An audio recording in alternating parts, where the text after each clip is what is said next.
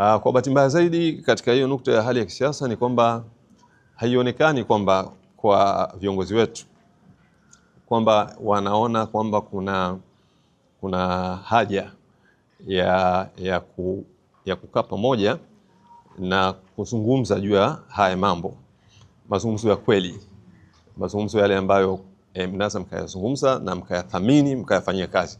Viongozi hawaonekani kwamba wana dhamira hiyo. Mwelekeo mkubwa sana ni wa kutumia vyombo vya dola, kutumia nguvu, kutumia vyombo vya dola, wakiamini kwamba inawezekana tukafika kwenye safari, tukafika kwenye taifa lililokuwa na amani na utulivu, lenye utawala wa haki na sheria, kwa kutumia mamlaka, kwa kiwango ambacho vyombo vya dola sasa ni sehemu ya maamuzi makubwa kabisa katika mfumo wa kisiasa. Jambo ambalo ni hatari ambayo imetokea katika mataifa mengi sana, pale ambapo mnapofikia mahala mkavifanya vyombo vya dola kwamba ni sehemu katika uongozi na vinachukua nafasi ya maamuzi ya vyombo ambavyo ni vya kisiasa. Hilo ni tatizo kubwa sana. Kwa hivyo hali ya kisiasa sio nzuri, kwa sababu dhamira ya kuifanya hiyo hali iweze kuwa nzuri kwa watu waliokuwa madarakani haionyeshi. Ni watu ambao wanaonekana kwamba wanadhani tu kwamba Watanzania wengine ni watu wakorofi tu. Wao ndio watu wanaoweza kusimamia, wana akili nyingi, wana maarifa makubwa, na hawa watu wengine ni watu ambao hawana uwezo, wanaonekana ni watu feki tu, watu hovyo. Sasa wanataka na wenyewe kushiriki kwenye uongozi wa nchi. Yani unaiona kama ndo mtazamo wa watu walioko madarakani. Kwa hivyo ukiangalia mbele inatisha. Inatisha, ni hali ambayo inatisha, na ni jambo ambalo la kusikitisha sana. Hali ambayo inaendelea kwenye vyama vya upinzani, hii ya mivutano, ni kweli kwamba hilo ni tatizo kubwa, lakini ukiliangalia tatizo katika uhalisia lina mchango mkubwa sana kutoka kwenye mamlaka. Mamlaka zina mchango mkubwa sana, ambapo mimi naona sio sawa sawa, kwa sababu mamlaka ilipaswa kuhakikisha kwamba vyama vya upinzani vinakoma, ni vyama kama kilivyo chama tawala, na vina haki na vina mchango mkubwa sana katika kuleta maendeleo ya nchi. Kwa hivyo walitaka kuhakikisha, kwa sababu nikisema kwa nini mamlaka ina mchango mkubwa sana yani ukiangalia migogoro mingi kabisa ni kama migogoro inatengenezwa kutoka ofisi ya msajili hasa. Yani ofisi ya msajili imekuwa vile ndio engine ya kutengeneza migogoro inayotokea katika vyama hivi vya upinzani. Mara wao wenyewe wanaondoa uongozi, wanachama wamechagua uongozi, vyama msajili anakuja anatengua. Kuanzia hapo, toka wakati ule wa kafu, ukiangalia kwa msingi mkubwa kabisa ulikuwa ni mamlaka. Kama mamlaka ingekuwa inasimama sawa sawa na wanapenda ule uimara wa vyama vya upinzani, yani jambo ambalo lingewezekana. Kwa hivyo kuna ili vyama hivi viweze kuwa ni imara, lazima tuwe na sheria huru, sheria ambazo zinafanya vyama vya mamlaka, vyama vya upinzani au vyama vyote vya siasa viwe na mamlaka makubwa, viwe na maamuzi katika masuala yao ya wao wenyewe. Ukiangalia sheria ya vyama, yani vyama vya siasa imekuwa kama vile pia vimewekewa uongozi wa kisiasa vile vile na serikali.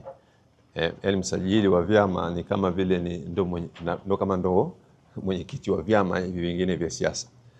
Wewe unafikiria kwamba msajili anaweza akabadilisha uamuzi wa wanachama? Yani wanachama wanachagua kiongozi afa anaweza kumuondoa. Kwa kimsingi kuna mfumo ule. Vyama hivi haviwezi kuwa sawa sawa kama hapaja kuwa na sheria zinazovifanya viweze kuwa huru na viweze kwenda imara. Hayo tunaona yote ni matokeo ya hizo fursa, na ukiangalia kwa undani unaona ni kama ni michezo fulani inaanzia huko ya kuvidhoofisha tu hivi vyama vya siasa. Uwezekano kuwa na vyama bora na vilivyokuwa imara ni kitu ambacho kipo, na unaweza kuona hata kabla ya mabadiliko ya hizi sheria ambazo zilikuwa zinatoa nguvu kubwa kwa msajili wa vyama na kadhalika, utaona huko nyuma tulikuwa na vyama ambavyo vilikuwa na nguvu sana, kama chama cha SWIF kilikuwa ni chama ambacho kina nguvu sana na kilidumu kwa muda mrefu, hata NCCR Mageuzi huko nyuma.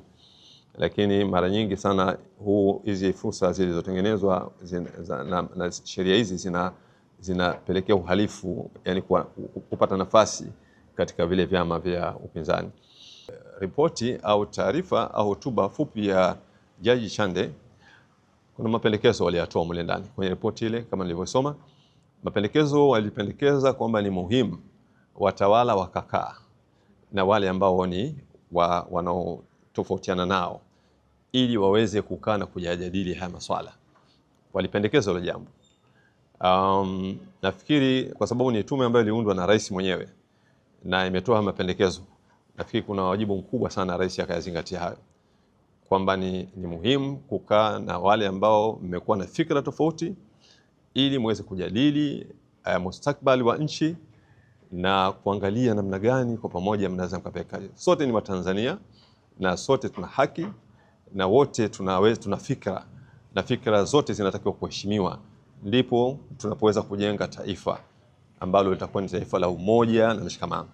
Tuyazingatie haya. Kwa hivyo kama kuna mapendekezo kama haya, basi ni vizuri zaidi pia yakazingatiwa. Hii hali ambayo imeanza kwa upande wa Zanzibar inafungua mwanga kidogo, hali ile ambayo ya kukaa na watu mkafika mahali mkajadili, especially maridhiano, especially katika yale mambo ambayo yaliyojadiliwa ambayo ni mambo muhimu sana, kama vile kuangalia swala la tume ya uchaguzi, mabadiliko ya katiba, lakini ule muundo pia wa ile serikali kwamba uwe ni muundo wa uhakika ambao unaotoka juu unafika mpaka chini kama vile ambavyo huku ilikuwa inapendekezwa ile tume ya uchaguzi, nayo pia iwe ni tume ambayo inaanza juu na inafika mpaka kwenye ngazi za chini. Kwa hivyo ule mwanzo ni mwanzo mzuri, ingawa msisitizo wetu na wito wetu ni kwamba watuthibitishie kwamba kwenye maridhiano haya ni tofauti na hali ambayo ilikuwa nyuma, kwa sababu tumeshaingia kwenye miafaka mingi sana nchi, especially Zanzibar wameingia kwenye miafaka mingi kweli kweli huko nyuma na mikubwa kabisa, lakini ilikuja kuwa na mtindo ule kama wa baadhi ya mataifa makubwa kama Mayahudi na Marekani. Maana yale mataifa yenyewe kusaini mkataba sio tatizo, lakini kutekeleza hata siku moja hawatekelezi. Sasa na sisi tunataka tuone kwamba tumebadilika, kwamba wamesaini ule mkataba lakini wauheshimu ule mkataba, kwa maana kwamba wayatekeleze yale waliokubaliana, kwa sababu yale waliokubaliana ni kwa ajili ya maslahi ya wananchi na ni muhimu zaidi kuzungumzia hiyo. Nimeona juzi hapa mzungumzaji mmoja wa chama tawala akilaumu upande wa pili wa chama cha pili kilichofanya mwafaka kwamba wanazungumza yale waliokubaliana hadharani na kwamba yale ni siri. Mimi niseme tu kwamba labda ni shauri huyo mzungumzaji kwamba dhana hiyo ni dhana potofu sana, kwa sababu yale waliozungumza sio mambo ya vyama, yale ni mambo ya wananchi. Mambo ya wananchi hawezi kuwa siri, mambo ya wananchi lazima yafike kwa wananchi, wananchi wajue kile ambacho walichokubaliana. Sasa uwezi ukasema kwamba wasizungumze yale waliokubaliana kwa maana kwamba ni mambo ya siri. Siri hiyo ya vipi maana yake? Au mnataka kufanya nini maana yake mpaka wananchi hawataki kujua? Ni lazima yale waliokubaliana yafahamike kwa watu ili watu waone kwamba yanatekelezwa, na pale ambapo watakaona kama hayatekelezwi basi waweze kupaza sauti kuwashauri hawa viongozi kwamba wahakikishe wanatekeleza yale ambayo waliokubaliana. Kwa kimsingi hali ya kisiasa bado tete, na sisi tunashauri kwamba kuna umuhimu mkubwa sana wa kufuatilia haya masuala.